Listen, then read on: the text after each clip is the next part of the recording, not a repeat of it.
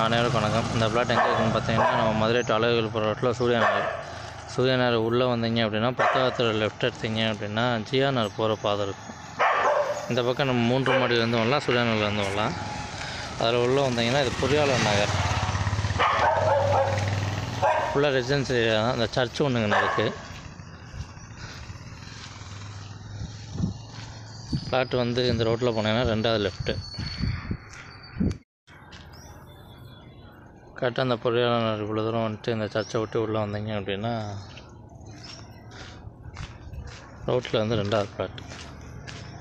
மேற்கு பார்த்த மாதிரியான பிளாட்டு, வெஸ்ட் ஃபேஸிங் பிளாட். அது இந்த வீடு ஒட்டினா ப்ளோட்டோ பிளாட்.